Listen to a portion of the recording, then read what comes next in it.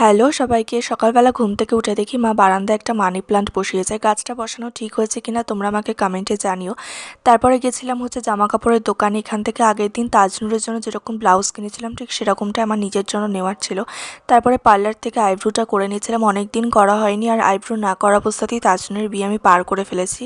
তো এখান থেকে একটা মেহেন্দি কিনেছিলাম। মেহেন্দি কেন কিনেছিলাম পরে বলছি। বাড়ি এসে রেডি হয়ে চলে যাচ্ছি পঞ্চায়েত অফিসে, কারণ একটা কাগজে আমাকে পঞ্চায়েতের সেক্রেটারি সাইন করাতে হতো। তো আমাদের প্রতিভা পঞ্চায়েত গিয়ে সেক্রেটারি খোঁজ করাতে বললো একটু ওয়েট করতে, কিন্তু শেষ অবধি বললো যে সেক্রেটারি আসবে না, তাই কাজটাও আমার আর হলো না। বাড়িতে এসে এত জামা কাপড় আজকে ওয়াশিং মেশিনে কাচতে দিয়েছিলাম।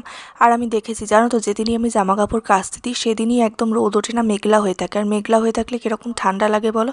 তো তারপরে শ্যাম্পু ট্যাম্পু করে একদম ফ্রেশ হয়ে নিয়েছে, আর ভীষণ ঠান্ডা লাগছিলো জানো তো, বাইরে ফুরফুর করে হাওয়া দিচ্ছিল। আর অতিরিক্ত ঠান্ডা পড়ার গাছে ফুলও সেরকম আর ফুটছিল না, ওই একটা দুটো এরকমই। তো আজকের ব্লগটা কেমন লাগলো জানিও।